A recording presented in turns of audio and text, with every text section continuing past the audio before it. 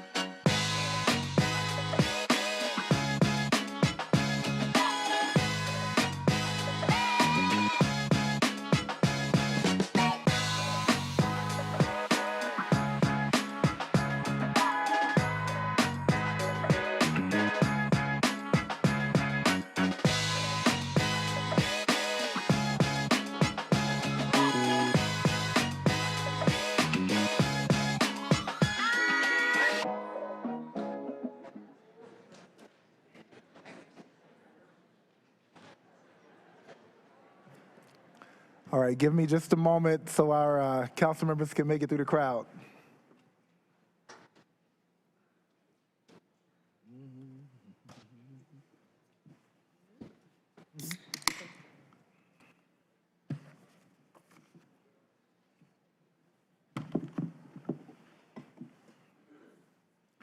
Time off up there? 6:59, okay, that's right.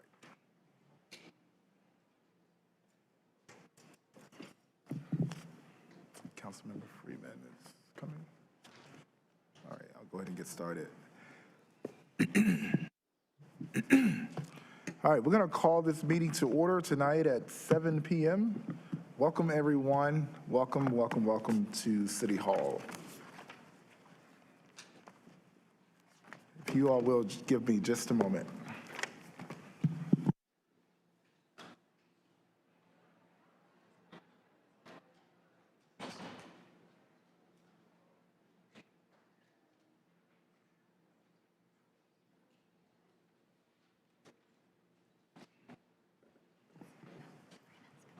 All right, if we will, let's just start off with the moment of silence and let us gather ourselves and let some peace center us. We will.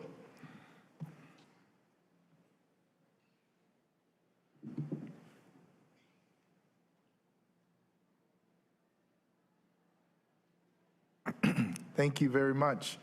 Madam Clerk, I'm sorry, Councilmember Freeman, would you please lead us in the Pledge of Allegiance? Thank you. It's our practice to stand to salute the flag and say the pledge.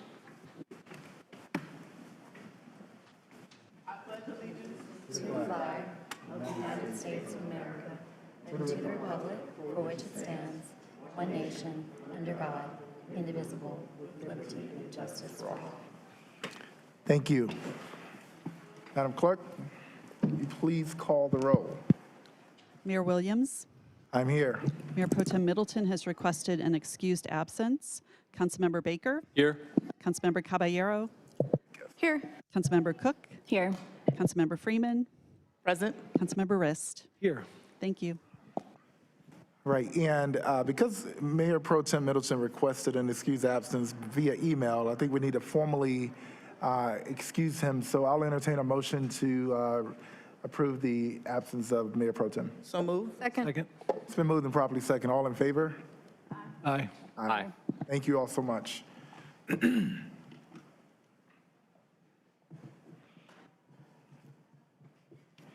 All right, at this time, I would like to entertain any announcements or comments by council members. Councilmember Cook. Thank you, Mayor. I would like to make a motion to have a resolution and a statement to be added to the agenda for our work session for this coming Thursday.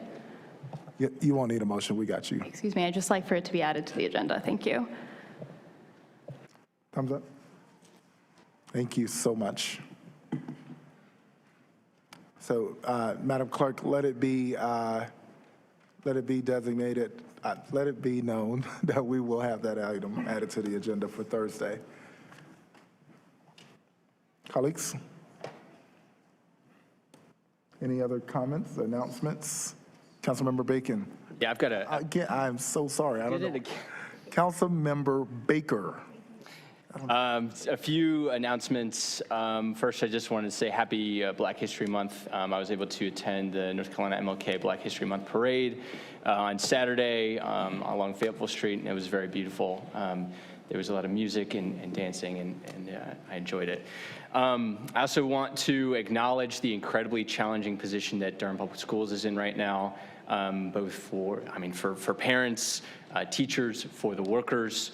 This situation clearly requires some very creative and bold and collaborative leadership right now. So I want to add my voice to those who are in support of our DPS workers and our classified workers through that effort.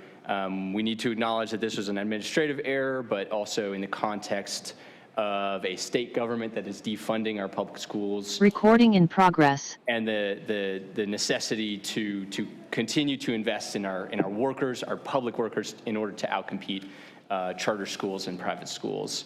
As many are aware, unsafe levels of lead were detected in several of our parks last year. I've asked for information and a community meeting to update our residents on the current status of work on that issue. And I've been provided with information that we will assemble a small group of residents prior to February 15th and come out with a strategy for engaging residents. Two more things. I recently raised the issue of small area planning in collaboration with Walltown, particularly on the Northgate Mall site, here at a city council work session. That there has been an item added to the Joint City County Planning Committee Planning Department work program for the year regarding small area planning. I hope to elevate the importance and need for small area planning, particularly in conjunction with Walltown and the Walltown community. So I want to add my voice to that, and I've heard support from county commissioners, and I hope to continue to collaborate with you all. And lastly, just very briefly, I want to lend my support in support of in support of the ceasefire resolution that has been added to the work session agenda. We will be refining the language as it goes and making sure to be as inclusive as possible. And there will be other items that are part of it, de-escalation and other items as well in that. So just be brief on that, but I think that the language people will find is as inclusive as possible, and we will continue to work on it and make sure that residents have the opportunity to review it before it goes to the work session, and then following the work session, it will come back to City Council for a vote a week and a half later. That's all for me. Thank you.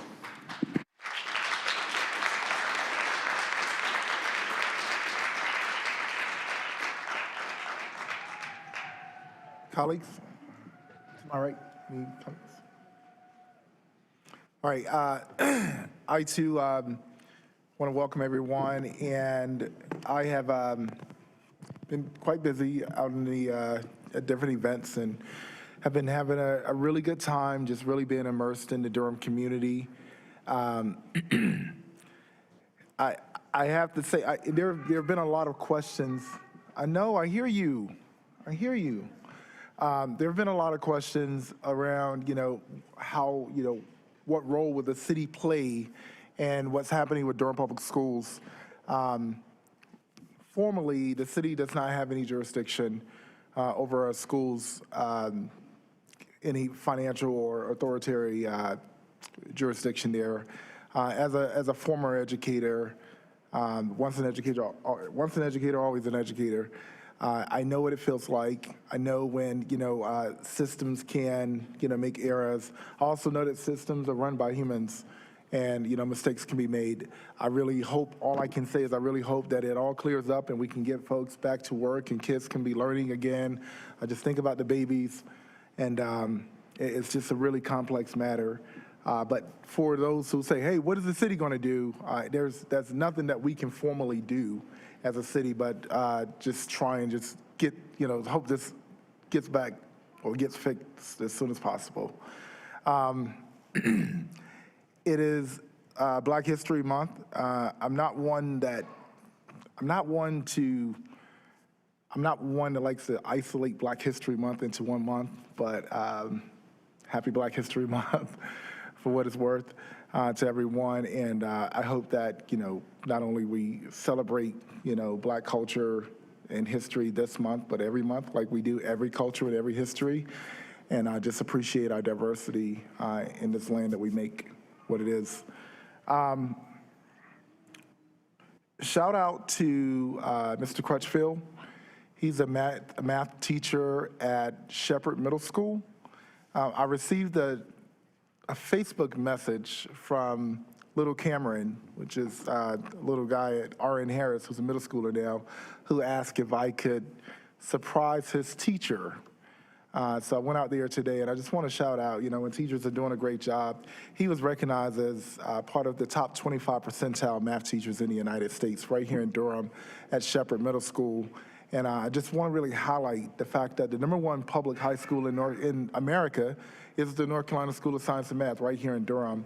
And the #1 public school in North Carolina is Durham School of the Arts, right here in Durham. And we have teachers that are killing it. So just want to shout them out and make sure you do the same when you see them. All right. All right. At this time, I will read the consent agenda. Oh, I'm sorry. That's right. Madam, I'll now call on Madam Manager for any priority items. Good evening, Mr. Mayor and members of the Durham City Council. I do have one priority item for you this evening, agenda item number 19, which is a zoning map change, Cortez Drive Townhomes. This public hearing is a supplemental item and has remained open since the January 16th, 2024 City Council meeting. That is all I have for you this evening. Thank you. Madam Attorney? Good evening, Mayor Williams, members of the City Council. It's good to see you. The City Attorney's Office has no priority items tonight. Thank you very much. Madam Clerk? Good evening, Mr. Mayor and City Council members. The City Clerk's Office has no items this evening. Thank you all so much. At this time, I'll read the consent agenda. Item number 1, Durham City County Environmental Affairs Board appointment. Item number 2, Human Relations Commission. Item number 3, Participatory Budgeting Steering Committee appointment. Item number 7, Fiscal Year 24 Capital Improvement Plan, CIP project closeout and related budget ordinance amendments. Item number 8, contract with J.P. Morgan Chase Bank, N.A. for banking services.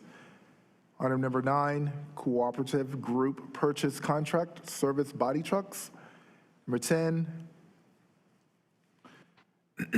10, service agreement for project management consulting services with Turner and Townsend Heary, LLC. Number 11, amendment to HUD grant project ordinances.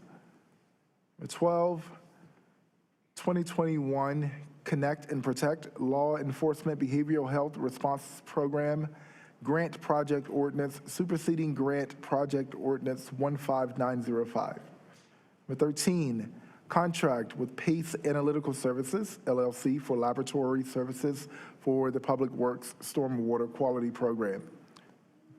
14, First Amendment to the contract with RATP Development USA Incorporated for the management, operation, and maintenance of the Go Durham Fixed Route Transit System, CT 19910. General business agenda. Number 5, resolution in support of Black teens in crisis. And we mentioned number 19, supplemental item, zoning map change, Cortez Drive Townhouses. At this time, I'll entertain a motion to accept the consent agenda. So moved. Second. Moved and properly seconded. All in favor? Oh, I'm sorry, we have our clickers tonight. All right, Madam Clerk, will you please open the vote?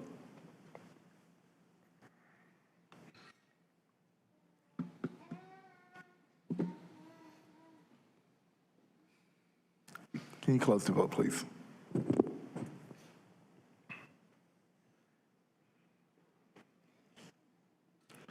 Thank you very much. Just a quick moment of personal privilege.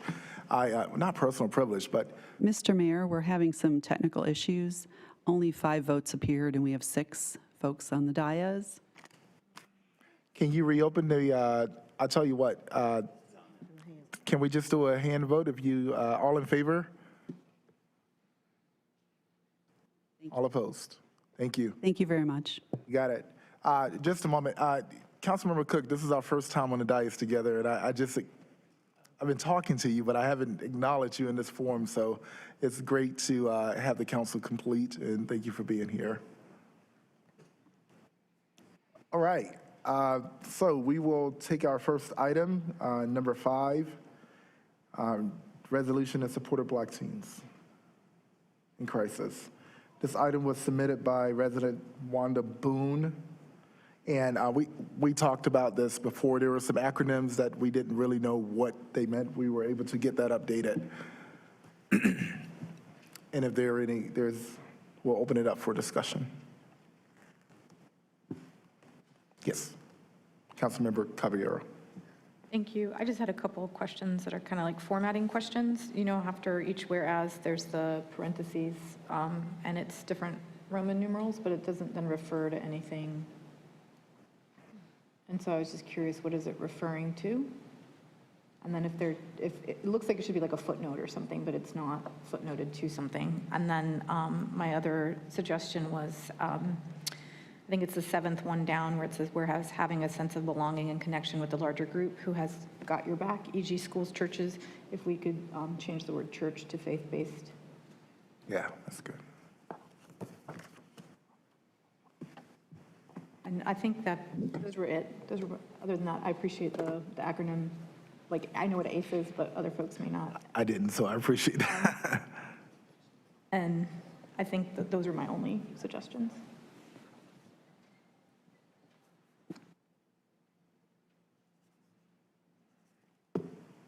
Mr. Mayor, I don't know what the process is since it's on to vote this evening. I don't know if we can make those decisions here and it can get recorded properly or if it has to go back. Madam Clerk, is there a way that we can, are we allowed to pass this tonight with like friendly amendment to ensure that it's documented appropriately? I believe the numericals, they're just numbering the paragraph.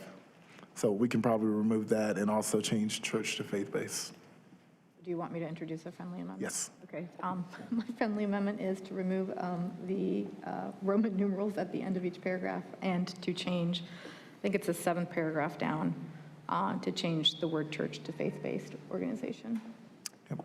Second? All in favor? Yep, it's been moved and properly seconded. All in favor? Hand vote?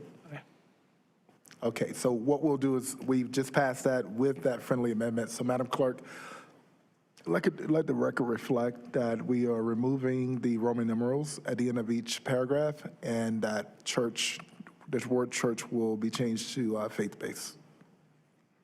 Understood. Thank you.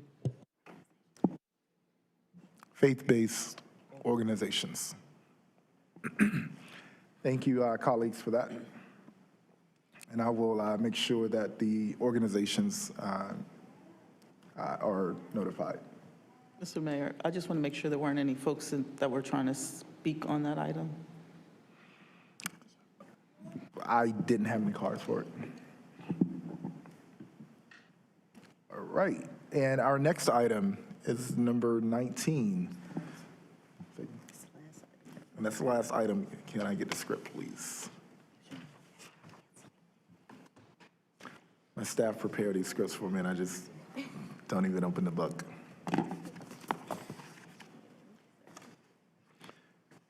All right, this item number 15, this is a public hearing. And Yeah, this is a public hearing, and I will now receive the report from staff. Thank you, Mayor Williams. Alexander Cahill, Planning Department. I'll keep it short and sweet. Little bit of history on this case before you. It actually was scheduled for the September 5th, 2023 City Council meeting, and the applicant requested a 30-day deferral under the ordinance, which they're able to do one time when it's still with the Planning Department. That's under Section 357 in the EDO. It was then at the October 16th City Council meeting and continued at the applicant's request to the January 16th meeting, at which time it was requested by the applicant to be continued to the meeting this evening. So just want to lay out the context and history for that. If you have any questions, staff is available to answer them. Thank you.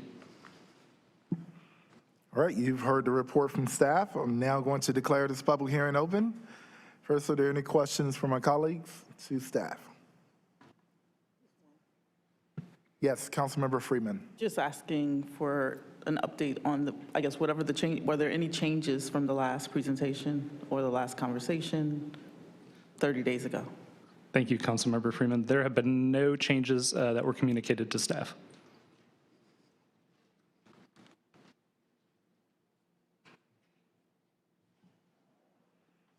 All right. At this time, as stated, this is a public hearing.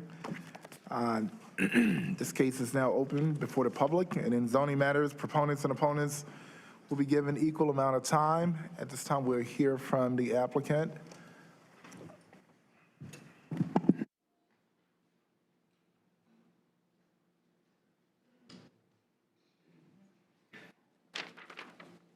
Real quick. Mr. Ghosh, before you start, we did receive some signups for this item that were not pertaining to this item. I would not entertain those comments. I'll only entertain comments that are pertaining to this, that is germane to this agenda item, which what I have here. Okay, and I have one comment, one person online. Is this person too? That person I don't see.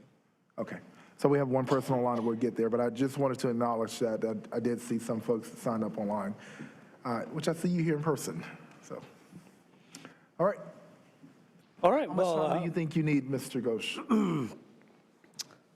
I would think, I don't know, 7 minutes. All right, Madam Clerk, you can put 7 minutes on the timer. And I want to, first of all, thank Mr. Cahill and the planning staff for the presentation. And I will say good evening to you, Mayor Williams. I do not see Mayor Pro Tem Middleton, but good evening also to members of the City Council. My name is Neil Ghosh. I'm an attorney with the Morningstar Law Group here in Durham at 700 West Main Street. And I'm representing the applicant for this project. Also with us, I believe in chambers today, we have Laura Holloman with McAdams. We have Reinald Stevenson with the new Ramey Camp. I'll be honest with you, I forgot the name of the company. And then we also have Steve George with the CSE group, who is with the applicant group. We find ourselves here tonight with, once again, another council member short. And just to give a little history of this item, this case was heard, originally voted on a rezoning in November 2020, where the item was denied. Some of you on this council were on that council as well. And I will tell you, my client is quite uncomfortable coming back to council for a vote, yet again, without a full council. It was voted on without a full council back then. That having been said, I know this item has been continued a couple times already. And so I would say if folks are interested in continuance, we would entertain that. But barring that, as I said, a number of you were on council when rezoning on the same property was turned down. At that time, the East End Connector had not been opened, and there was a fair amount of uncertainty associated with the grade-separated rail crossing at Glover Road. And just to be clear, grade-separated rail crossing is essentially putting the railroad over the road network rather than on the road network at grade, which is where it is today. In regard to both of those, we now know a lot more. Obviously, the East End Connector is open. And the grade separated rail crossing at Glover is funded. Both of these things ultimately will have a positive impact on traffic in the area. Aside from that, a couple of other things have changed about the project. Given where we are today in the city with the need for housing, the project increased the total number of units slightly and got rid of all the single-family detached housing. This project was, previously it was a mix of townhomes and single-family. It is now 100% for-sale townhomes. The commitments lend themselves to various sizes and types of townhomes. The units will range from small surface park townhomes to garage park townhomes. I believe we have a commitment that at least 20% of the units will be smaller than 1,600 square feet. We also have a commitment that 3% of the final unit count will be affordable at the 80% AMI level for a period of 30 years. Now, the idea here is to keep the stock of housing in this area relatively affordable. This area has a lot of what I would call naturally occurring affordable housing, or NOAA. So the intent here is to provide entry-level units that will vary in price range. Our hope is to be able to deliver the surface park units somewhere in the mid-2s, and the larger garage units going somewhere maybe as up in the high 3s. Of course, hitting anything these days in the 2s for new construction is very difficult, but that is an important price point to get to, and that's our intent here. We also know that many in the area previously were concerned about traffic. First thing I will say is that the project incorporates every recommended road improvement from the TIA. We are doing our part to address the traffic issue. The traffic issue actually has gotten slightly better since the last time, since about 3 years ago, and that is because of the opening of the East End Connector, which took some of the existing traffic off Anger, thereby improving congestion. For what it's worth, the traffic expected to be produced by this project is less than the traffic that was projected to be taken off of Anger with the opening of the East End Connector. Regardless, this project commits to monitoring the Anger and Pleasant intersection for a traffic signal, and will install one there if the warrants are met. This is actually an additional commitment over our project from 3 years ago. We also found that with the installation of a signal at this intersection, we would more than mitigate the impacts from this project and actually will improve movement at this intersection. The grade-separated rail crossings down by Glover and Wren are a funded NCDOT project, which will elevate the rail network over the road network, so train movements will not interfere with car movements. Basically, it's a railroad overpass over Wren Road and over Glover Road. This project is slated to be completed, I believe, in 2027. Once complete, trains in the area no longer will block the regular flow of vehicular traffic, which will greatly improve the traffic situation in this area. North of Glover Road, the tracks run alongside Anger Avenue and do not prevent the flow of traffic on Anger near Pleasant. Historically, it's the delays the train causes at Glover and potentially also at Wren that cause congestion issues, because that's coming into the train depot and the trains slow down and they can literally be blocking the road for 10 minutes, depending on whatever is in front of them at the train depot there. So with those sections being grade separated, the train traffic will no longer be an issue near this project. One of the other commitments I wanted to point out is that we have agreed to build a bus pullout on Anger to accommodate a new Go Durham bus stop. Currently, this corridor is serviced by Route 2 with service between downtown and Briar Creek, which are two major destinations, obviously. We've had several conversations with Go Durham about this stop. They would be pleased to have a stop here, but there are some other challenges they need to consider before determining if it makes sense to have this stop. So at their direction, we have put this commitment in there and said that it will be determined at time of site plan. We are hopeful to be able to add meaningfully to the transit infrastructure in addition to the road infrastructure. Finally, from an environmental standpoint, the project is going to be subject to the mass grading and phase development text amendments, so those protections already are in place here. When this project is built, the project does provide for tree preservation rather than simply replanting for tree cover, and there is no new stream crossing proposed with this development. The Cortez right-of-way already crosses the stream, and that is the only stream crossing shown on the plan. In short, this project targets entry-level townhomes along a corridor that has transit service to downtown and to Briar Creek. This area is calling out for housing. As mentioned in the staff report, the current zoning would allow for about 94 single-family detached homes on the property. I think the proposed project with signalization at Pleasant, the bus pullout, the denser product type, will be much better than what otherwise could get built here, and we're already in the city, so, there wouldn't be an annexation necessary for the 94 single-family homes. Thank you. Thank you very much.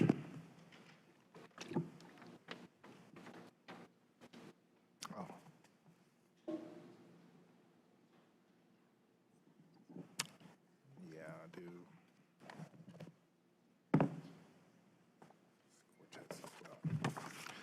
All right. So I have a few cards here, but we're going to start with online. It's Donna Stanback. Can you hear me?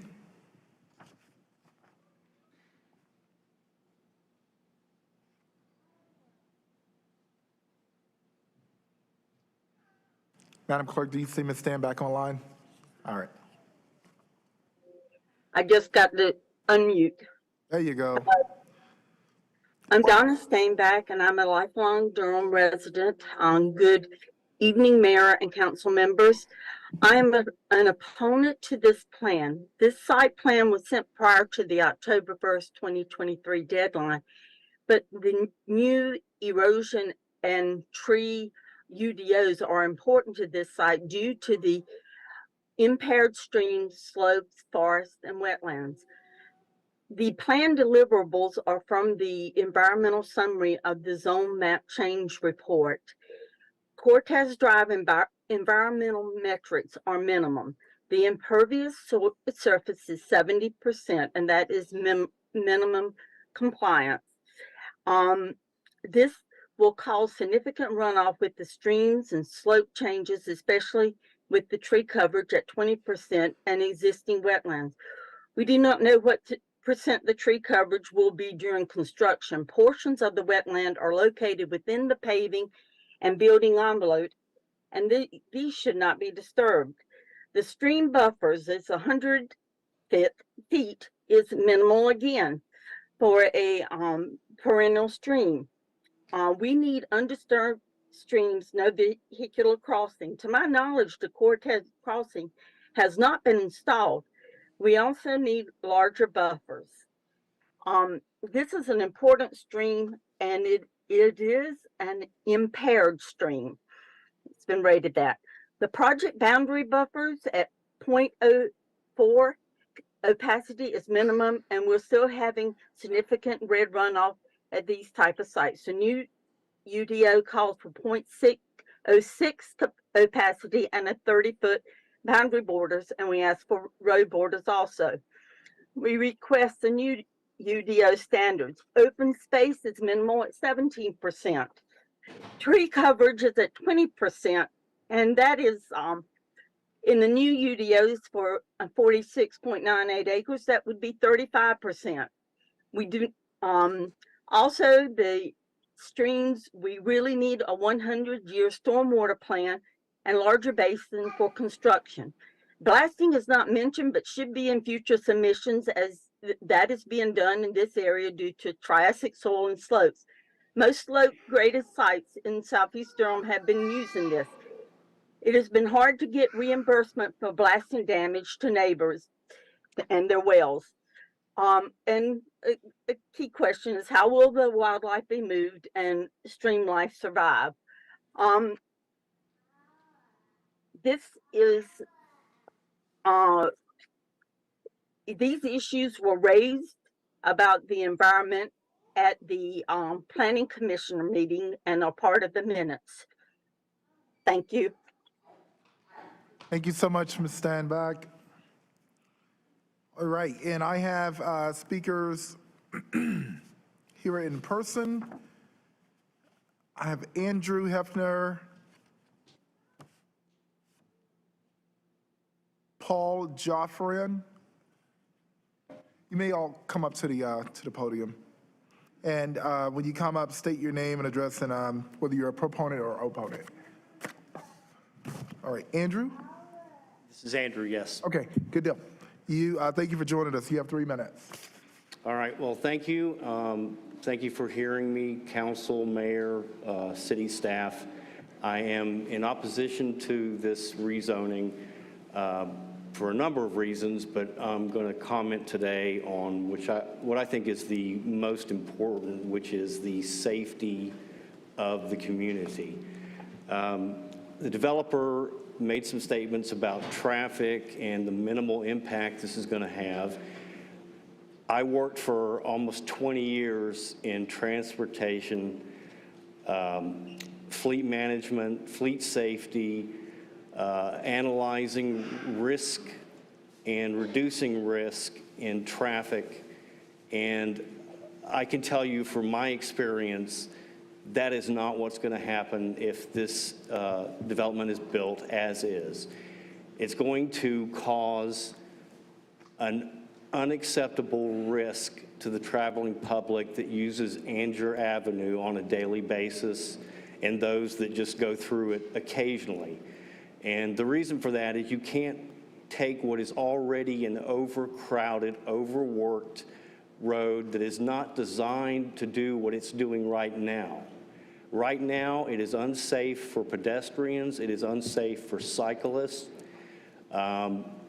If this development and other developments that are planned in the same area go forward, it will be a suicide for pedestrians and cyclists and just plain dangerous for motorists. I studied during my time as a fleet manager and router what causes road sections to become dangerous. And all of those things are present on Angier Avenue. There's just no safety margins on that road, and it's already beyond its capacity to handle traffic safely. If you put in, on top of that, people that are taking 40 minutes to get out of their neighborhood just to get onto Angier, because there's only one exit for this thing, only one. And you're gonna have maybe 1,000 vehicles coming down that one exit and trying to get out at the same time.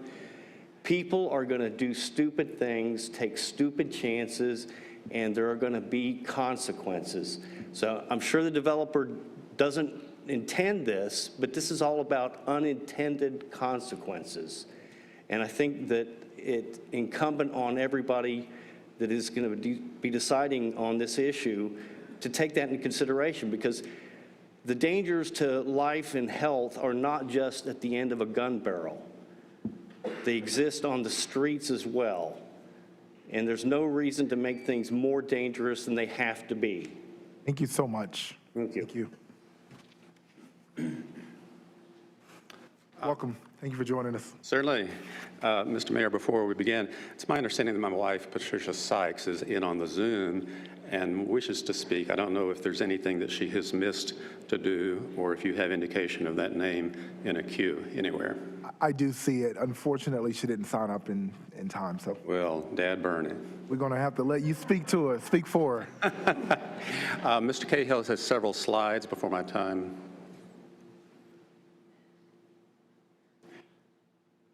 Touchscreen?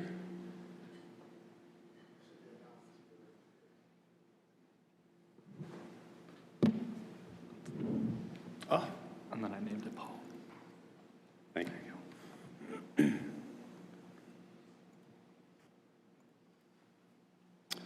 Mr. Mayor, council members, good evening. My name is Paul Joffrian.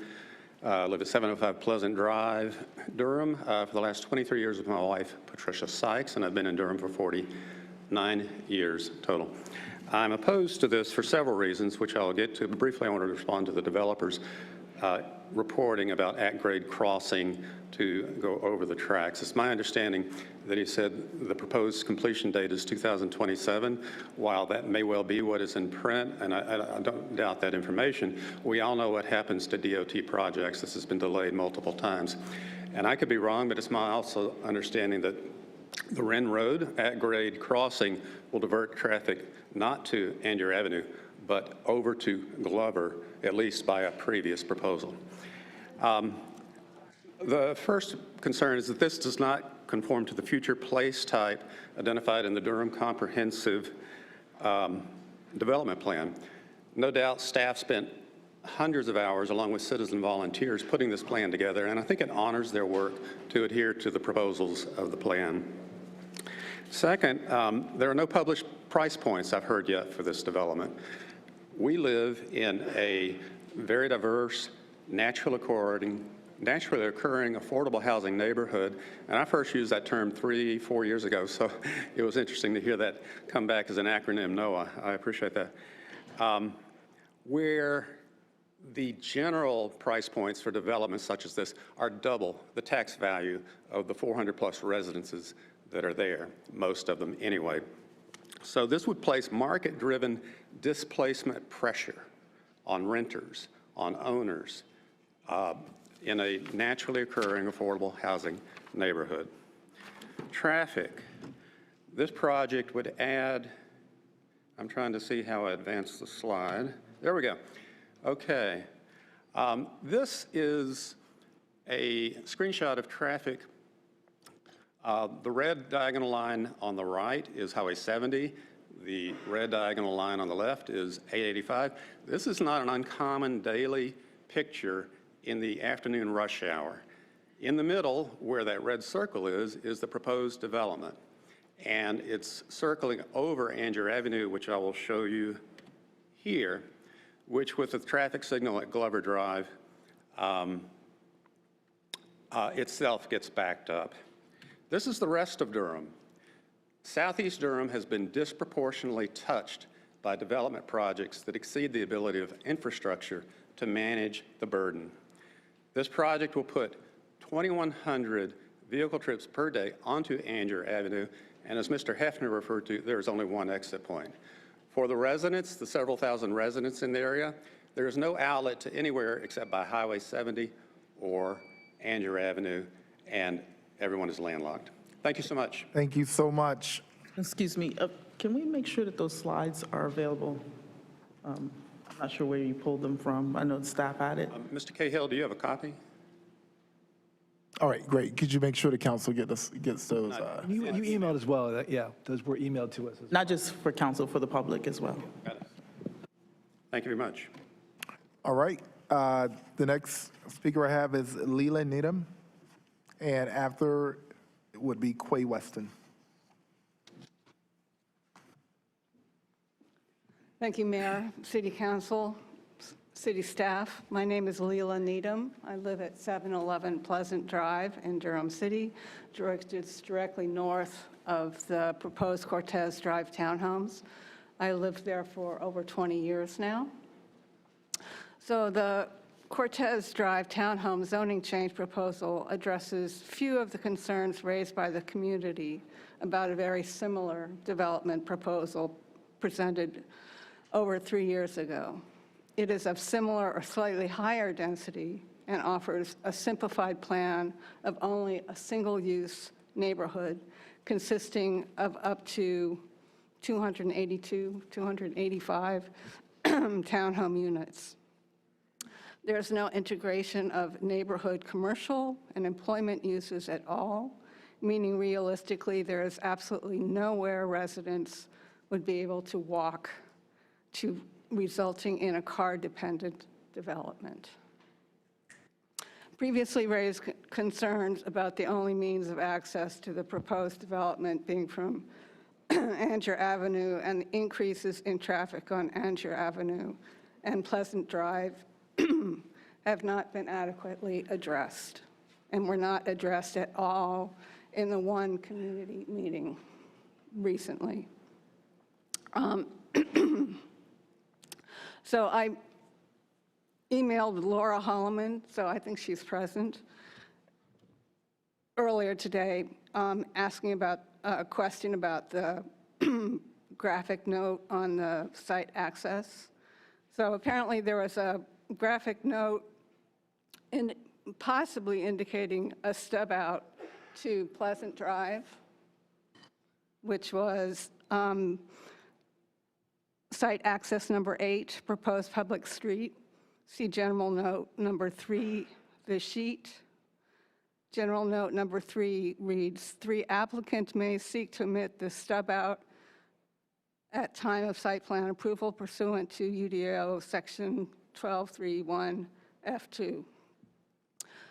So one of the previous concerns about this development was that the only means to access to the proposed development was from Andrew Avenue. Is the proposed site access number 8 meant to indicate a stub out from Pleasant Drive? Solomon? If I can add, that drawing shows it going through the middle of my backyard. Thank you. So what are the plans for proposed site access number 8? If anyone, developer, could address that. Thank you so much. Thank you.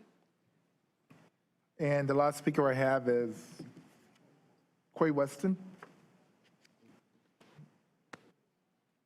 Just state if you're a proponent or opponent. Opponent. Quay Weston, opponent to this. So again, my name is Quay, Durham resident and new father of a 1-month-old living in 27713. First of all, happy Black History Month, have to say that. So on this item, there are a few reasons why it feels important to oppose it. One is that on nearly 50 acres of land in East Durham, which is predominantly people of color, these developers have offered 3% income-restricted units, which makes sense or sounds good, but that is only 9 of the 282 units. 2, they offered a one-time donation of $36,000 to DPS, which doesn't put a dent in what DPS actually needs to be sustainable. Clearly, last week, today, one error cost DPS over $4 million. 12 schools closed last week, 7 schools closed today. DPS workers have protested having their pay reduced and years of experience taken from them. So I'm sure these developers have the resources and can do better. There are so many misalignments in this project with Durham's comprehensive plan, and overlooking them to build more unaffordable housing should make us question if we are willing to stand by our values for more equitable housing options in Durham. Third, reconsidering this development right now goes to show that we are not only in a housing crisis, but also in a crisis when it comes to our priorities. As we witness increased housing insecurity and displacement of Durham residents, it must be connected to the displacement of Palestinian people through genocidal actions that are being funded by our tax dollars, and we reject it. So as a matter of priority, on behalf of several formations in Durham, we demand that the Durham City Council passes a resolution this month. Sir, it must include. It must be germane to the topic at hand. Genocide of Palestinians. I'll wrap it up right now. It must be germane to the subject. The time is ticking to stop the genocide. The time is ticking. That'll be it. Stop the genocide. The time is ticking. Order. Stop the genocide. You're out of order. Thank you.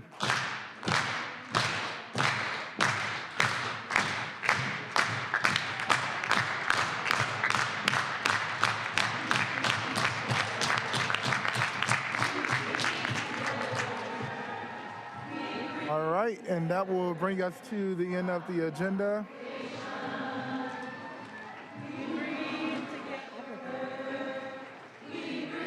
All right.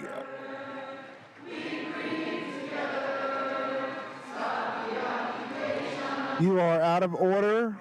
You are out of order. You are out of order.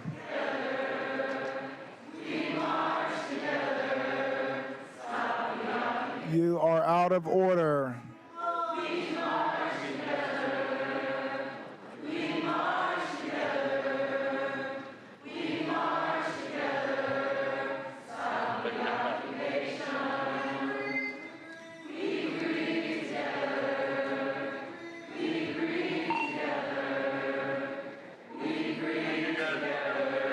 Ladies and gentlemen.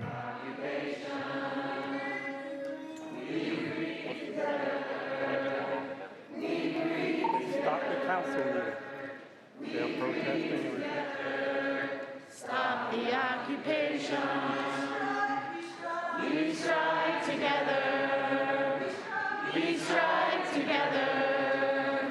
We strike together. Stop the occupation. Ceasefire. Ceasefire. Ceasefire.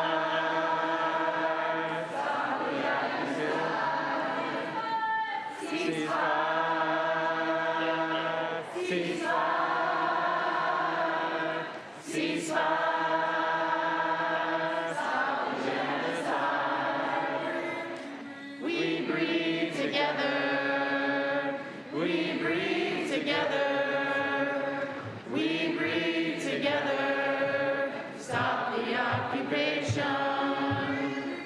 We breathe together.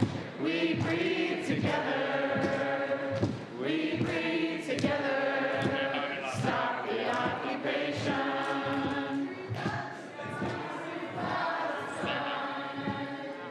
Free Palestine. Free Palestine. Stop the occupation. For the Zionists. Ceasefire! Ceasefire! Stop the genocide! Ceasefire!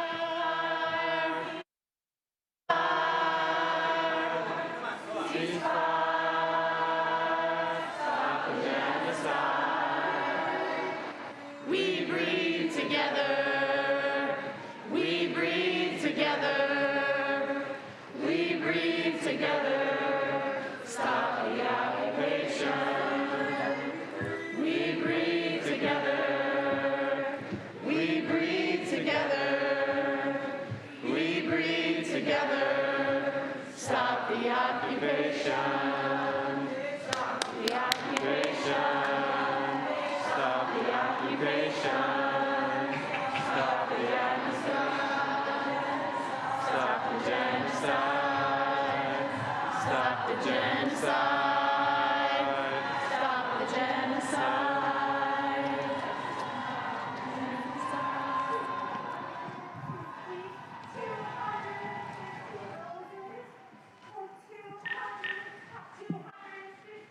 What about our kingdom? What about our kingdom? Fuck you! Free Palestine! Okay. Ladies and gentlemen.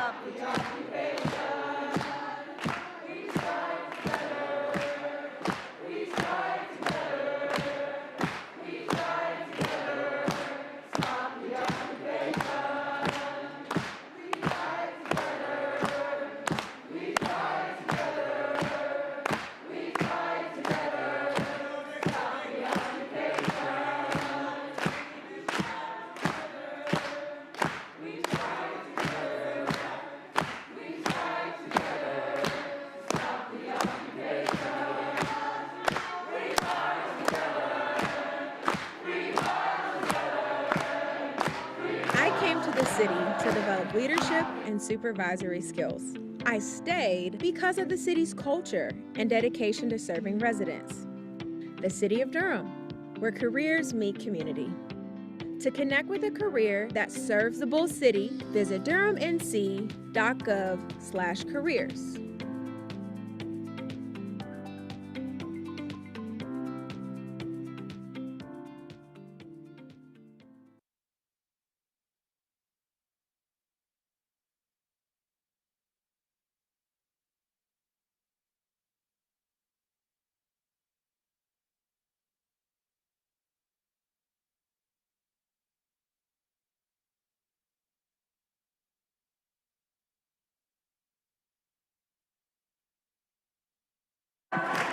Ladies and gentlemen,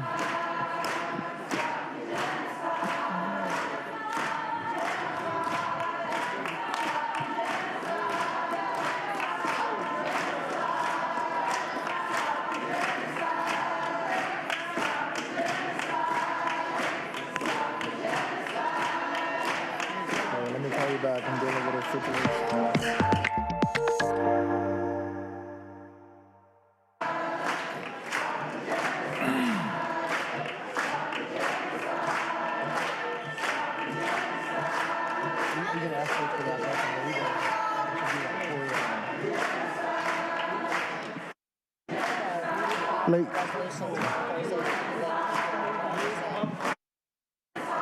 Ladies and gentlemen, I need us to clear the chambers. Ladies and gentlemen. Ladies and gentlemen, I need us to clear the chambers. What? Are they coming in the same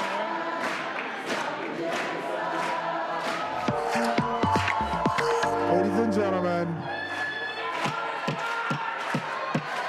Ladies and gentlemen, I need us to clear the chambers.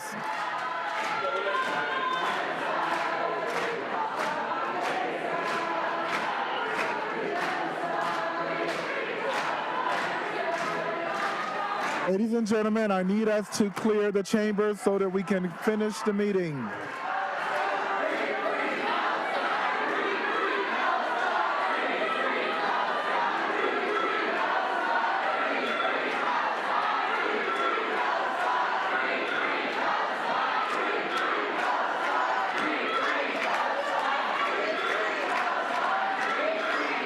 Ladies and gentlemen, I do need for us to clear the chambers.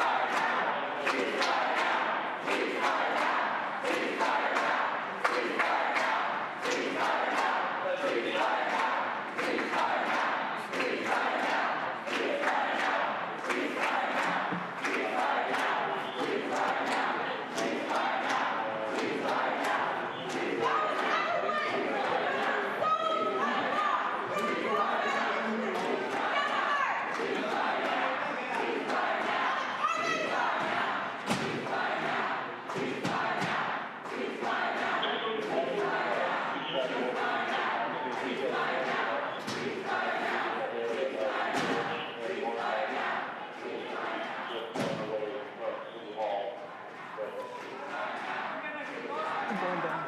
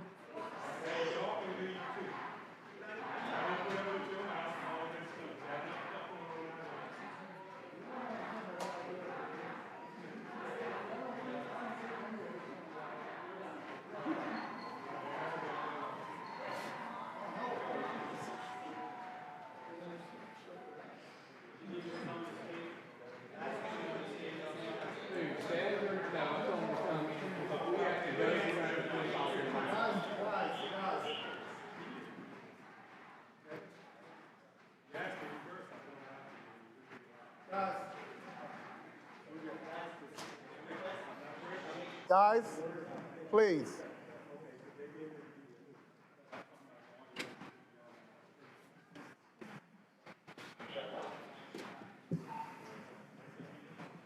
Colleagues, we're going to continue.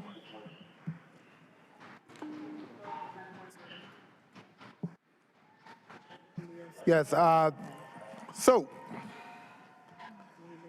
No.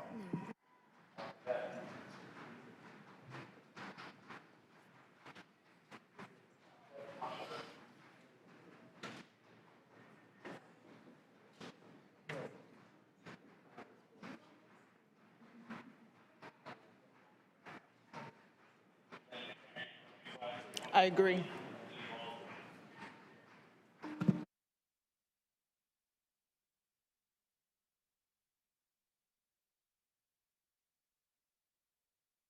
I would confer with the applicant and staff before you. Mr. Ghosh, can you please come to the podium?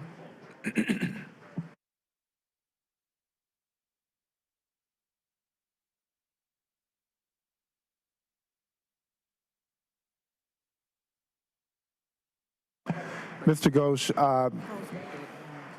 Close that door. Mr. Ghosh, you will give me just a moment. Well, before I confer with my colleagues, would you be open to allowing us to continue this case? Oh, that's yours. Okay. Would you be okay with us continuing this case so we can handle it at a later time? Director Young, staff.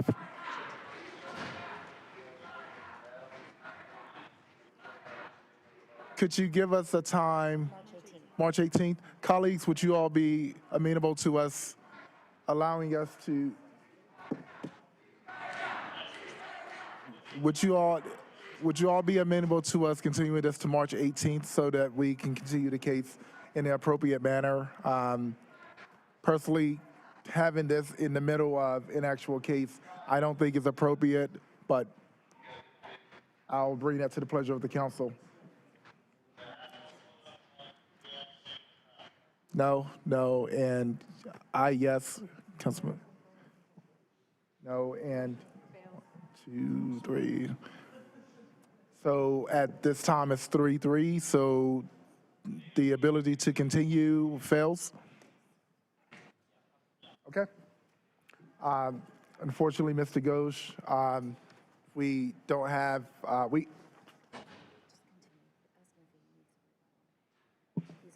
so we have to continue on with the case. So unfortunately, and I apologize that that's happening in the middle of the case. It's not a part of it. So would you like to rebuttal to the commentary that you heard? Sure. I'll just comment, I am both shaken and moved by what just occurs, a credible display of our healthy democracy, and hopefully that can continue. So just to Sorry, just trying to gather my thoughts. Just to respond to a few things. You can take a moment if you need it. I appreciate that. All right, just to respond to a few things. There was a speaker who was concerned that this development plan was submitted prior to the changes in the UDO related to tree cover, stormwater erosion control, I think. The development plan was in fact submitted before that, but that is not what carries the weight of the UDO with it. Those elements of the UDO apply at time of site plan. No site plan has been submitted at this time. This project will be subject to those provisions in the UDO. So that, I don't think that concern is I think that concern is already addressed. That same speaker spoke about the various buffers that are required and provided. So as I understand it, under the UDO, it's probably likely that there will be no buffer required on this project, no project boundary buffer required, except for potentially a mass grading buffer if mass grading is used. That's still the case. We actually, therefore, are committing to a greater buffer than is required under the UDO. And it is possible that we will have to provide an even greater buffer than we have committed to if mass grading is used. So again, those concerns are addressed. There was a speaker that who was focused on the traffic concerns related with this project. So I think I mentioned earlier, this project is projected to put fewer cars on Anger than are projected to be taken off of Anger simply with the opening of East End Connector. So the net difference here is still positive. The traffic impact analysis that was done for this project has been reviewed by both the City of Durham Transportation Department and NCDOT. I do not believe that it is faulty, contrary to the previous speaker. And as I said, we have committed to every recommended road improvement from that study. We have addressed the traffic concerns, and if at time of site plan or when the warrant analysis is done, the signal is warranted at Pleasant and Angier, that signal will actually improve upon the current traffic congestion there. So we are more than mitigating our expected impacts on the road network. And as far as affordability, I will say that even 3 years ago, this project, when it was going through 3 years ago, had introduced a very aggressive price point and hoped to hit that. And that's in recognition of what's going on in the area. New construction in the twos is simply unheard of. That's been unheard of for more than 5 years. This project is aggressive and is trying to provide a attainable housing product. And the 3% affordable housing commitment on top of that, I think, is to be lauded and not necessarily, I mean, this isn't a luxury community with only 3% of the houses. These are attainable houses across the board. And then 3% of them will also be income restricted at the 80% AMI level for a period of 30 years, consistent with the UDO's policies on that. This developer is, I think, trying to provide a much-needed price point and community in Durham. And then I'll just leave it at that for now. Thank you. Thank you. This is a public hearing, and if there are any other persons, I'm sorry, that's right, that was your rebuttal. So at this time, I will bring the case back before the council. And I will declare, I'm sorry, Madam Clerk. Mr. Mayor, there is a speaker who had signed up earlier, Mr. Zaw Toon, and he is in the queue at the moment. Would you like him to speak? What's the name? Mr. Toon.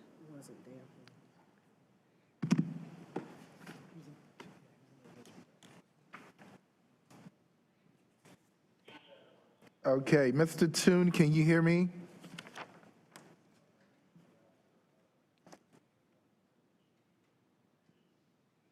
Okay. Hello, Mr. Mayor. Hi there. You have 3 minutes. Yeah, I can hear you, Mr. Mayor. Nowadays, all the construction cost in the surrounding is really expensive. I think we really need the affordable housing in Durham. And as well as those kind of projects come in, will boost our economy. So all the residents will be benefit from the those housing projects too. And as well as go for the government too. Government can, collect, all the tax from the town buyer, as well as from the business will be boosting, the town economy. So I really think this project will be really useful, Mr. Mayor. Thank you Hello? thank you so much, Mr. Toon. Thank you for joining us. Thank you, Mr. Mayor. Yeah, I think we really need the sustainable and affordable housing in our community. As a Durham resident, because everything was so expensive, I totally support this project to go forward, Mr. Mayor. Yeah, that's all I want to say. Thank you. Thank you very much. At this time, if there are no other speakers I have up here, I'll declare this public hearing closed and back before the council. Colleagues. Thank you. I just have Freeman. a couple of questions. I'm just noting, I know that a couple of speakers spoke about some of the stream and environmental minimum compliance. I just wanted to make sure you were saying that the tree coverage, like all of the standards, the opacity, the tree coverage, all of that would be met with this project? Yeah, what I was saying, I think there might be two different things. There were some changes to the UDO related to like soil and erosion control and tree cover. And I think the speaker was concerned that this project would be exempt from those because of when it was submitted. I just wanted to clear the air on that. That's not true. The development plan was submitted. The site plan, there's no site plan has been submitted for this. So the rules that will be in place at time of site plan are those that are adopted that day, right? So all of those items will be incorporated into this project, whether we like it or not. And then the number of units, I just want to be clear, 3% is 8.46. I wanted to know if you were committing to 8 or 9. So in the UDO, there also is a section that deals with that. When you talk about density, so in this case, it'll be rounded up. It'll be 9. Okay. And then that's 9 of 282 units and no mixed use. Correct. This is not a mixed-use project. This is a residential project. Okay. And then you're guaranteeing in 2027 that the townhomes will be sold at 250,000 max. Oh, I don't actually know when the project will be completed. That's what we have pro forma this project at that point. And that was the Surface Park townhomes would be in that. That's kind of what the pro forma is showing now. The 2027 date was the date by which that's the supposed date of the grade separated rail crossing project. I don't actually know when this project will be delivered. Okay. And then there was one other. And is one entrance into the site and one entrance out? Well, no, there's 2 entrances, I think both on Cortez, and then which get out to Anger. So we have our traffic engineer who might be able to speak to that, but there are at least 2 entrances. I mean, that's required also by the UDO because we are over 90 units, I think is the number. So there are two entrances. Yeah, okay. I'm getting a thumbs up from Reinl. Okay, thank you. That's all I have right now. Councilmember Cook.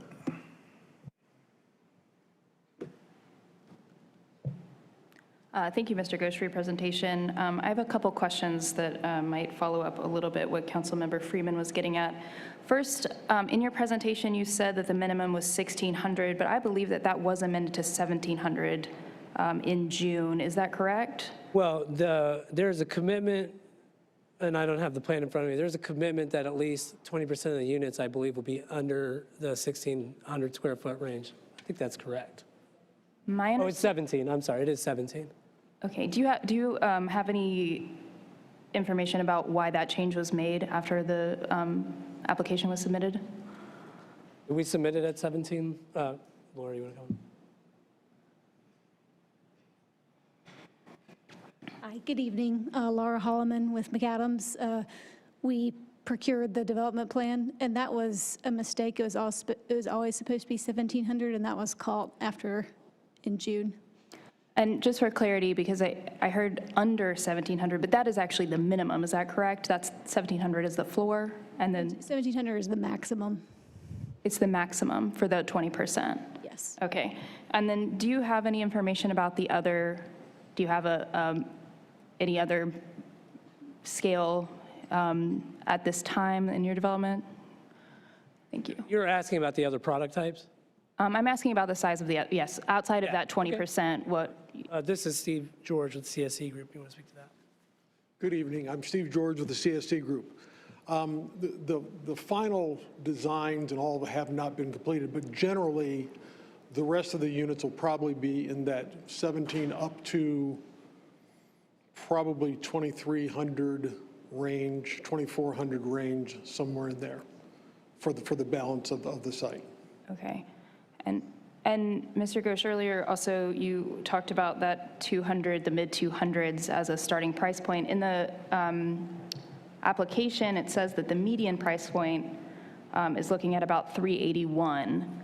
Can you speak to that discrepancy? I'm not sure which document you're referring to that says that. That's the calculated for a median sales price that's included in the report that was a summary of the application, is my understanding. Oh, I think that may be the sales data that staff put in the staff report. That's real data about this area. That is not related to this project specifically. Okay, thank you. For clarity, were you asking about the neighborhood area or the specific project on that? I was asking about the specific project, yeah. Oh, I was just saying the 381 number is not about this specific project. This specific project, I mean, generally speaking, there's no price point that's necessarily a part of any rezoning application. Sometimes that's considered as part of to figure out the tax base for an annexation. This project doesn't require annexation. I did say earlier that we would expect, or let me see, what did I say specifically? So you all don't have an average price yet? Well, the surface park units will be somewhere in the mid 2s, and the larger garage units may go up to the high 3s. Okay. Yeah. Okay. Colleagues, Councilmember Caballero. Thank you. So I have one question for you and then one question for staff. Who's the builder again? I missed the name. My client is the CSC Group. They are not a builder. Okay. We don't necessarily have a builder. You don't have a builder? Yeah, I think 3 years ago, when we did this project, we had a builder. That builder is not involved. Okay, thank you. And then I have thank you. And then I have a question for you, Bill, because it's traffic related. Both of y'all, thank you. Because this has come up a couple times with the place type map, where it's like, and it's, in this case, they're changing it to apartment. The request is to change it to apartment townhouse, and it's supposed to be mixed use. But I've also seen it where people get not dinged, but people questioning because they only have one housing type, even though everything around it is single family. So you're still getting that differentiation in unit because of what's around it. So I'm just trying to understand, how are we supposed to approach that? And is there a conversation happening on the staff side? Because I guess what I don't want is folks to say, oh, well, they're not following the place type map because they didn't put single family and townhomes. I don't want a lot more single family homes. I think that's what we're trying to get away from. So, yeah, are y'all thinking about that? Sorry. Yeah, no, these are great questions. Thank you, Councilmember Caballero. So some of them we've already been proactive on, and I believe we can share some of that information. Okay, so we have actually gone through and put together some decoders, some templates, the way we'll analyze things, and we're gonna make that very transparent and share out with everybody, including y'all, so you can see how we review things. So that's kind of the first part. We did that work. I think we're ready to share it. the planning director had to review it first. So the second part to your question is, so there are actually some policies in the comprehensive plan that was adopted around thresholds. One of them is around 20 acres. So if it's 20 acres, less than 20 acres, essentially they have to have one unit type. If they have 20 to 50 acres, they have to have 2 unit types to be consistent. And then 50 acres or more, they tend to have 3 unit types. That is just one aspect. The place types actually describe 4 different criterion. That is the land use and housing characteristics. The other 3 criteria, which we will be reviewing against, and you'll see other projects that are a little bit newer being reviewed this way, are around service provision, utilities, mobility, and green space. And so they'll be analyzed according to the place type along with those 5 characteristics. Does that fully answer your question? Yeah, I think so. Thank you. I want to, good evening, Sarah Young with the Planning Department. I also want to add that it also depends a bit on the size of the place type area. So if a project that's coming in, you know, I'm just going to use transit opportunity area as an example, right? We have a big transit opportunity area. There's a, you know, a small component. There's still the availability of the whole vision for that area to be accomplished with the remainder of it. But if what's coming in is all place type the one thing, then we would look for it to all meet in that same project. Does that make sense? So that's why in some cases you may see where we're saying that it's, you know, not consistent, but in other cases where it looks the same, but there's a greater area beyond that that is also the same place type, but could, you know, have the other mix of uses, we say that it's not necessarily inconsistent. Okay. Hopefully that helps and doesn't confuse. And then I had a question about the NCDOT grade separation project. Hi. Hi, yes, Bill Judge, Assistant Transportation Director. Is that project that's slated for 2027, have you gotten any updates or, you know, I know things get delayed and was just curious if we'd heard anything. Yes, not recently, but we haven't heard anything about the project being further delayed since NCDOT's funding situation got, improved and projects got reallocated and moving forward. So it's been a few months since we've last talked to them, but they were well under design last time we heard. Thank you, that's it. That's it, thank you. Councilmember Rist.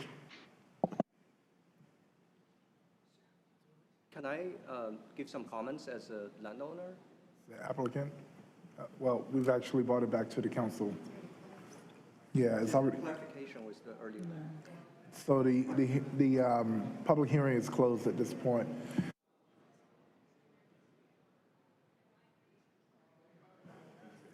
Yeah, I believe so.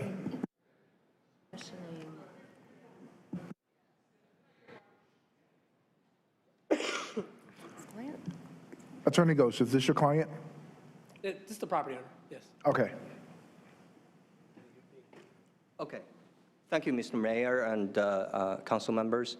My name is Fanxing Li. I would like to echo some of the previous questions and comments. I want to mention that, you know, the land without any rezoning, we're able to build 94 single-family houses. And specifically in this case, we're working with CSC Group and Neil trying to increase the density and trying to decrease the cost so that make the room, the housing more affordable. I definitely see that there's needs for that and strongly support that. And also, I know it's unfortunate with the continuation situation, but we are, I feel maybe unlucky. So every time we don't have a full council, so. And also tonight is very emotional.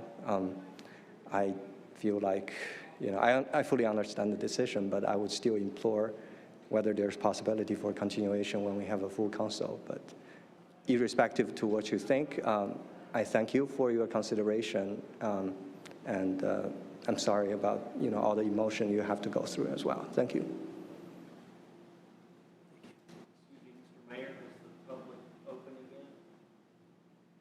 No, sir. Councilmember Rist. Yeah, so Mr. Ghosh, if you'd come forward. So this is a complex project. And I hear the concerns of neighbors that this road is not great for pedestrian or bike traffic, yet it is on a bus line, right? So there is some ability to have some transit connection to this property. What I'm most interested in is the affordability side of this, right? So for the 20% of units that would be that 1,700 square foot unit, right? And you're saying the price point is sort of mid 200s. Could you tell me, so break that down for a family of say like 2 or 3 people. How does that relate to AMI? So a family of what level AMI? Is that like a 100% AMI that can afford at that sort of like, say, let's say 275 or 280 price point? So it's my understanding that the 80% AMI price point in Durham right now, I believe, is 238. I don't know if anyone, it's around there, 238. Would be 80%. So 100% would be something like in this sort of I mean, to be honest, I don't know that there are, I can describe how they come to those prices, right? Mm-hmm. But I don't necessarily know what the numbers are, right? A lot of it, the price point has moved up considerably in the last year or so for affordable housing, but that's pretty much because of the mortgage rates, which prior to this year, last year, they were much lower, and the price point was much lower. So, I mean, HUD comes up with those numbers every year. They change every year, and they change based off whatever's available in the market as far as like your mortgage rate, tax rates, HOA fees, that type of thing, and what the area median income is, right? So I think it's, well, I have a brother who is a DPS teacher. I would feel like he would be able to afford a $250,000 home, right, off of his salary. But I can't necessarily say that's true for everyone, or that's true for a family of 4. I don't know. Yeah, I mean, my back of the envelope calculations suggested sort of that for 2 or 3 people, that would be about 100% of AMI. So this is, to me, this is the missing middle housing we were looking for, right? And so at 20% of the 282 units, we're talking about 56 units that would be at least in that sort of that. Yeah, I think that's safe to say, yes. Middle housing, yeah. I know that, and as you said, there's no published price points, right? This is what you're presenting. I know the cynics say, well, hey, if folks come to the council, they just sort of give us these numbers. There's no way to hold them to it. But to what, I mean, how can we as a council, how much can we? Right, no, that's a great point. So that's exactly why we have the commitment that limits the size of the units for a certain percentage of the units. That is I would say, proxy for price point.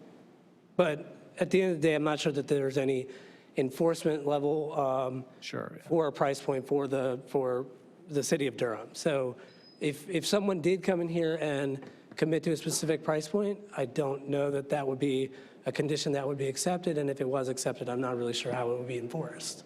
But some of the proxies we talk about are kind of the size of the house, right? So that's what we're going for here. I did also want to touch on the pedestrian thing. That speaker that was talking about, 100% completely agree that this is not a great road for pedestrians. It's actually that's one of the strengths of this project. It is going to add sidewalk. In fact, we've committed to some off-site sidewalk. But I am not telling you that this project is going to fix all the pedestrian issues on Anger. It's not. But it is going to add sidewalk. It's going to make it better for at least a section of it, right? I mean, but ultimately, this is actually why my client has been very passionate about the bus stop. If you've gone out there to that Andrew Road bus stop, it is insane. It's insane. It is a sign that is essentially 3 inches away from the edge of pavement. And if you want to wait for the bus there, you're essentially standing in the road. With a ditch there, yeah. Yeah, it is ridiculous. So we have had numerous conversations with Go Durham about adding a bus stop. To be honest with you, I mean, they're interested in it. They have some, I guess I would say, strange policies. But working through that, we did come to a solution that they said would work for them. They would love to have a bus stop here, but they can't say it right now that they'll take it. Thank you. Councilmember Freeman. Thank you.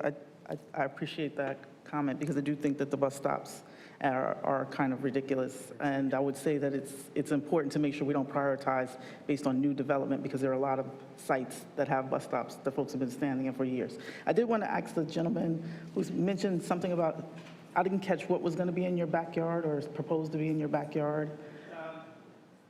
If you could come to the mic. Ms. Needham mentioned that she had looked at the latest rendition of, there was a graphic edition that had a second avenue in and out of this development, which ended on Pleasant Drive. And that ran right through the middle of my backyard. And they haven't talked to me. I also want to clarify, you had a question earlier about buffer boundaries, tree preservation, things like that. When this area was first put forward for development, this was how many years ago?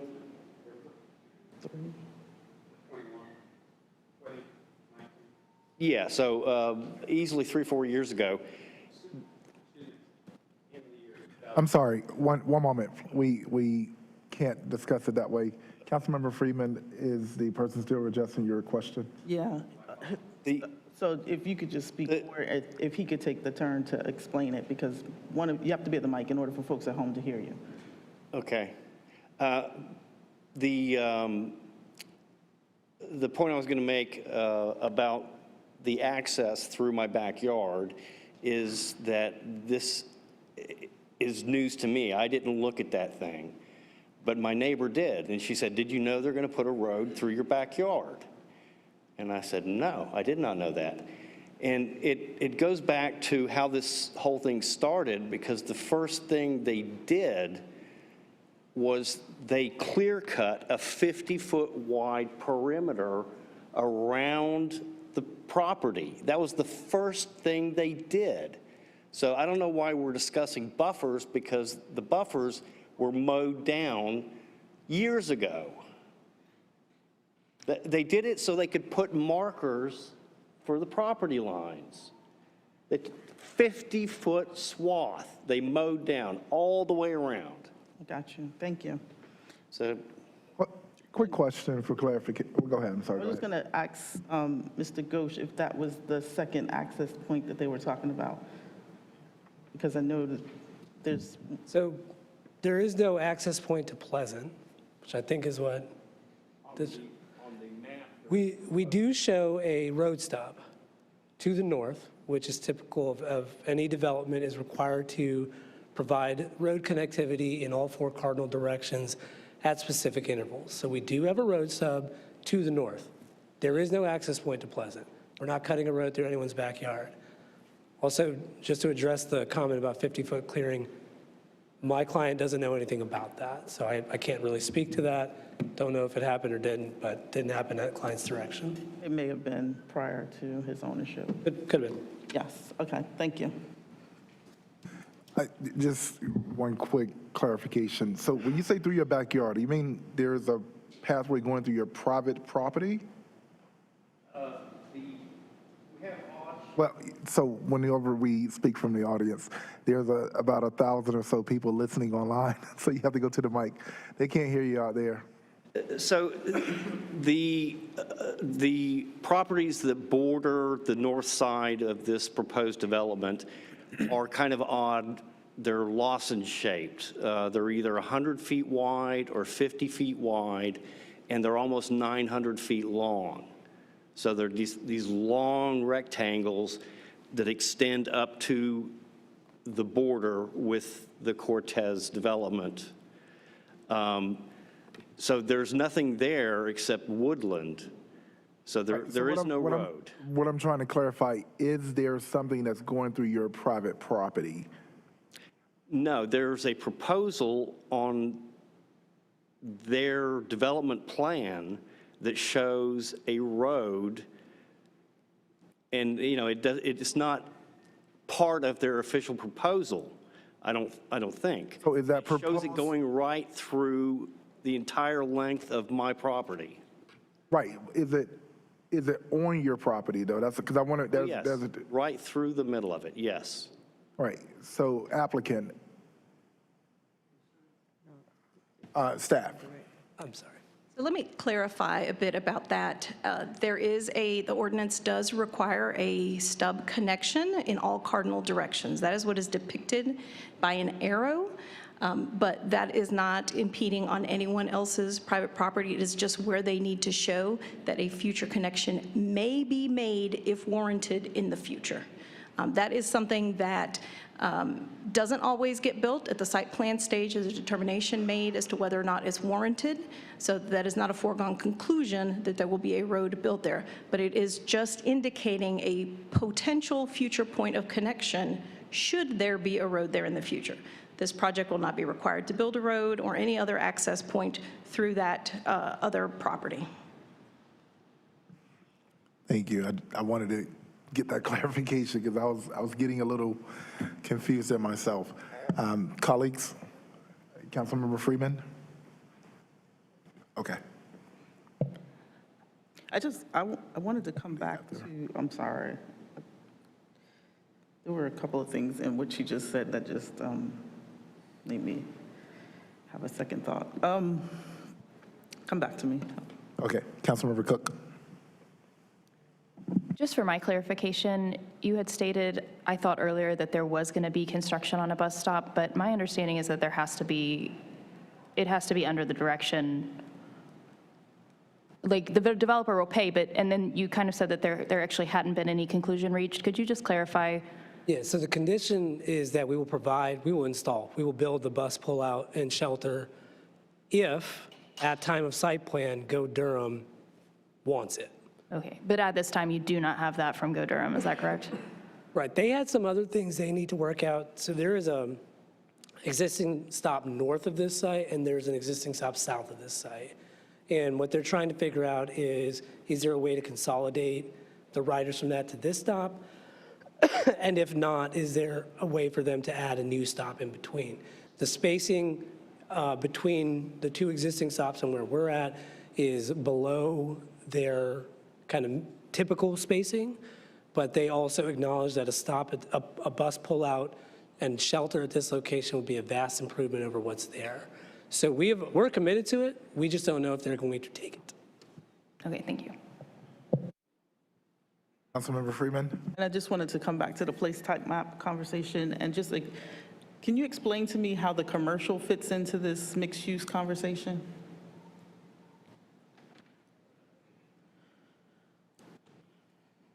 Thank you, Councilmember Freeman. Can you reframe the question for me so I can make sure I answer it accurately? So essentially, I know we were talking about place type map and having more than a single type of housing. How does the mixed use aspect of this around the commercial work? So that for current, I guess, developments going through the process, if they don't have that, how are we evaluating to make sure that it's in line with that, or how are we encouraging them to get back to our place type map designations? Absolutely. Thank you for clarifying. So if it does not have a commercial component or some sort of, it could be office, institutional, commercial, pretty much anything other than residential, in additional to residential, that could create a mixed use kind of requirement that you're describing. So say, as I was saying before, if it's 50 acres, let's see, this one's 46, so it requires two uses. One should be residential, one should be commercial. That's how we'd meet the intent of a mixed use. Now, if it is more than 50 acres, maybe it's two types of residential products and one non-residential. But just some sort of mix and a commitment of those uses on the development plan would meet that intent. Thank you, that's helpful. I think I'm most concerned that when we're looking at missing middle, if we're not making sure to include our commercial aspects, that we're gonna miss opportunities on acres of space, especially when we're talking about 40+ acres of land and 282 units with only 3% of affordable housing. Thank you. Councilmember Caballero. Thank you. I just want to go ahead and share some comments and see if maybe and I don't know where everybody else is, but if the mayor's ready for a motion, I'm ready to go. I will be supporting this project. I was on council when it was initially introduced. The big question was around traffic. At that time, the train, whatever, overpass, whatever you want to call it, grade at-grade crossing issue was big and it made sense. I drove that site back then, and I drove it again whenever it was like in November where we were going to see it. And that stretch of road is a bit odd. It's kind of lots of different commercial, that's, you know, car, mechanic shops and things like that. It's not, there's not a lot of coherence, I guess is what I'm saying. I don't drive that street and go, oh, it looks like this, nothing else can be here. And so rezonings, at least the way I see them, are not to be, we're not trying to fix systematic issues with rezoning. We are looking at the case and what it could be and what can be done by right. And my understanding is it's 94 single-family homes can be done by right. It's not an annexation, so they can move forward very easily because they're not asking for water and sewer from us. They already have that. Sometimes you have a little bit of power with that if a developer needs an annexation. In this case, we don't have that. So I will be supporting this because in the context of my choices, 94 single-family homes with not 3% affordable housing, not a commitment to a smaller unit, which we know a square, cost per square foot is incredibly important, potentially a bus pullout, off-site sidewalk, a contribution to Durham Public Schools. I don't get any of that if it's a by right development. They'll just do an administrative process through planning. And so if I'm making a choice between those things, which is what I'm doing with this rezoning, it's really clear which choice is better. So again, does that mean I don't want more affordable housing? Does that not mean I don't want bike ped? Yes, absolutely, but that's not what you do with the rezoning. That's not what is. We do that with the comp plan, we do that with the UDO rewrite, we do that with large things, and that's not what a rezoning is intended to do. So I will be supporting it. Thank you. Councilmember Baker. Yes, thank you. Thank you. We are, colleagues, a growing city. We're growing very rapidly. We need to develop. I support development. Our comprehensive plan calls for a significant amount of growth and development. First of all, I just want to say to the applicant, thank you all for sticking around again for this one.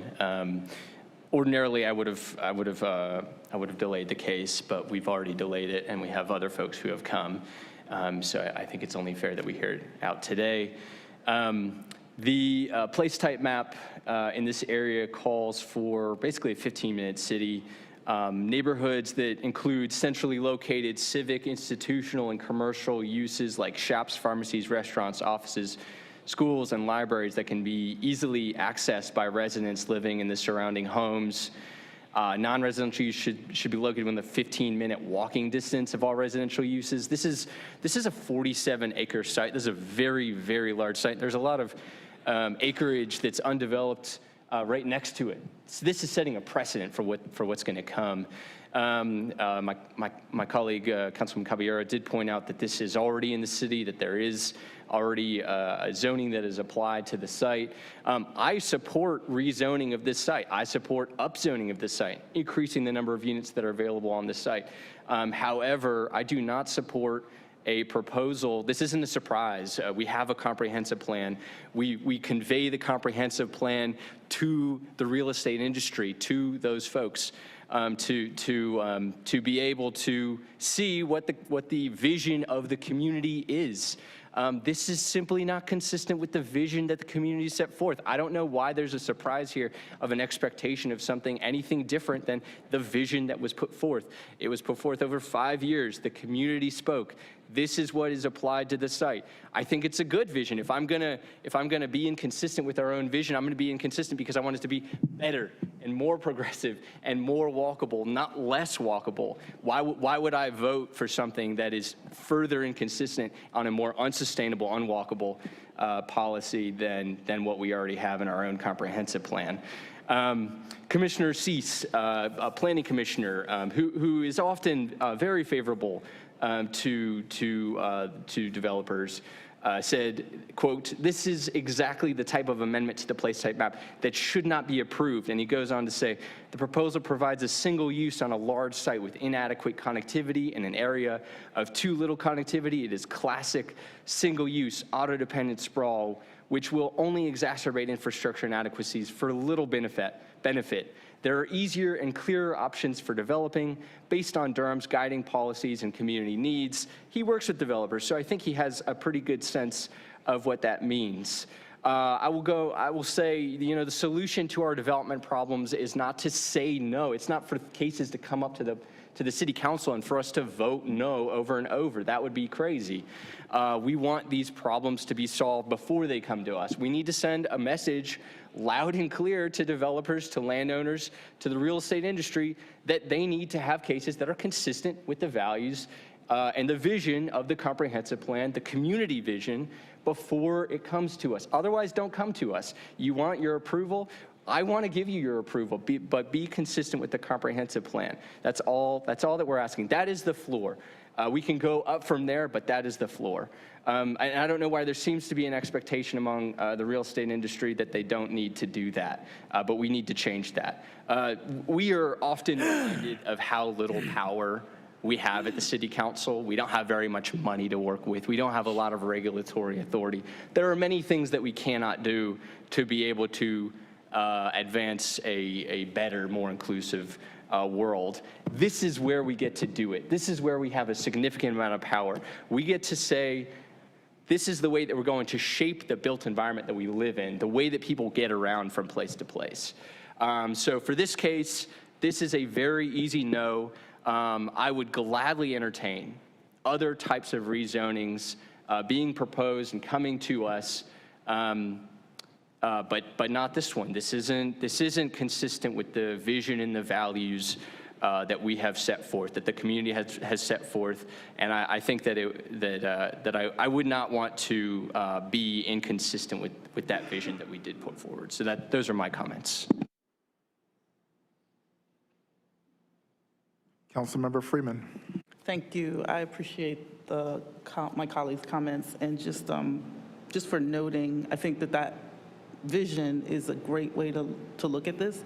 And I have to say that I tend to gear in around the environment in a very different way, just acknowledging I live near this area, and I know the residents in that area have been concerned about what connectivity does look like. And what we've seen over the last 5 years have been large sprawl, single-use housing developments where the cars just pour in and out, and it's not what folks want to see.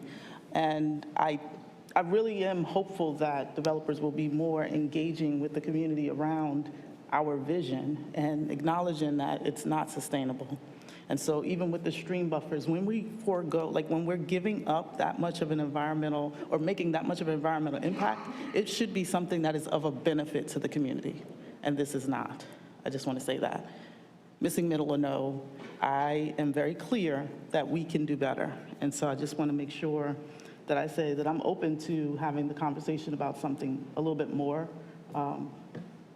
robust around the actual commercial and residential side of this, but I don't want to continue to do what we've been doing, which is set the precedent, and which is why we continue to see these cases come forward with just housing.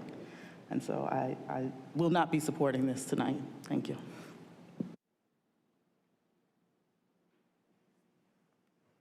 Any other comments? Do you have a comment? Okay, got you. I think that we're slowly getting better in Durham, slowly. However, I too think about what happens when you all leave here tonight. Say, screw it, I'm just gonna go build some big, expensive homes.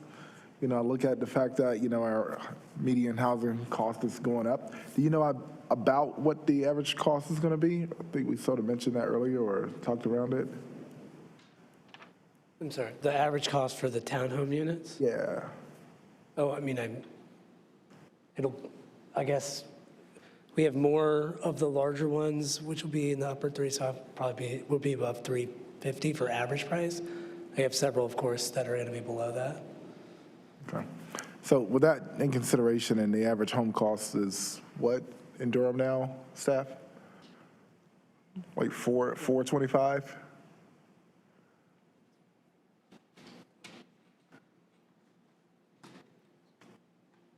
Is it $425? I think that's about right. It does fluctuate, and this region, though, specifically is 381,000. Okay. So what's informing me is the fact that I've been spending a lot of time in this area, and I know that the neighborhood, from residential to commercial tenants to small business owners, they're all they're all working together right now to petition the council to rezone their area to be commercial neighborhood. And have more commercial space over there. So I commend the community members for doing that work. I am, as I said, we're slowly getting better. It's not perfect, but again, if I have to think about what you guys can do when you leave here tonight and say, all right, tomorrow we're just going to go build this, it only adds to the problem that we have. So I don't want perfect to be the enemy of good here. I want to be able to still progressively get better. And I think that we as a council have to continue doing a better job, as a city rather, doing a better job at putting out there, what we expect to see. I also take in consideration that, this project, you guys started working on this a while ago. We recently passed a comprehensive plan, and I also look at the bigger picture here. So we have our different, matters that inform our decisions. So I think about what we can do over there, what we can actually create, and that's with the community members as well as the vision that we're setting forth with the plan, with the comprehensive plan that we just passed. And this project started, I guess, 3 years ago, or however long it was. So I'm going to have a little grace, especially considering the investment that was put into this. I didn't put a dime in it. But you all did, and I appreciate you helping to, address the housing issue we have. And, when it comes around affordable housing, the average housing cost in Durham is $425, and your upper rate is the high threes. I take that as affordable. So I'm looking at the bigger picture. I will be supporting it tonight, and I appreciate my colleagues and their comments. And at this time, I'll call for a motion. I'm sorry, I need to. One point of clarity. You mentioned commercial neighborhood for Anger near this, near Glover? Near Glover? Glover?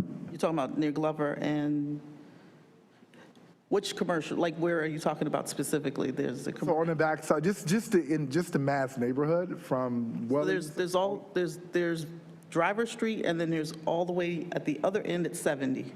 Right. This is near 70. Right. You're talking about a commercial being proposed for near 70. No. I'm talking actually, so we have our East Durham area, like Wellings Village. We have Andrew and Driver. This is sort of encroaching from both directions. So there will be commercial over there. I'm not going to ding this project for not being able to. This project's not close to that. Yeah.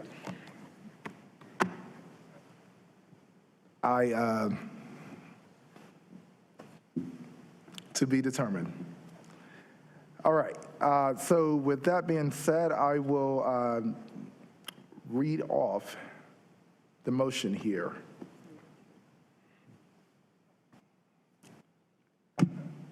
All right. This is for zoning map change, Cortez Townhouses,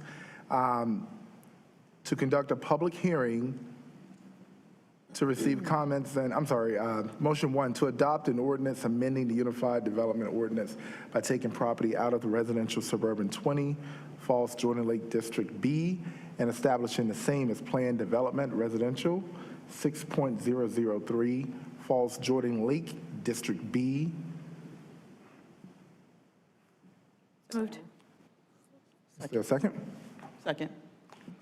All right, it's been moved and seconded, and our clickers should be working. Madam Clerk, will you please open the vote?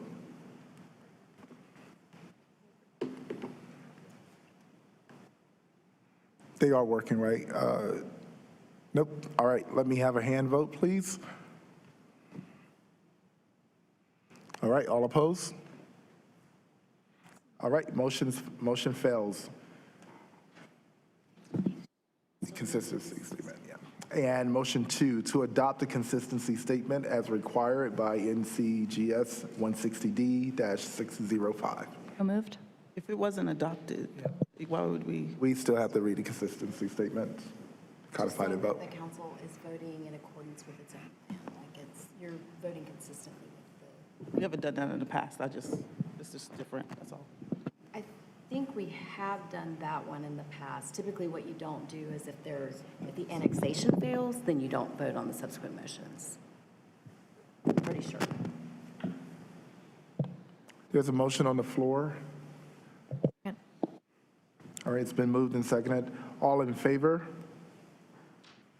All opposed?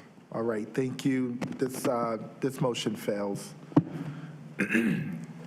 Colleagues, that will be the end of our agenda.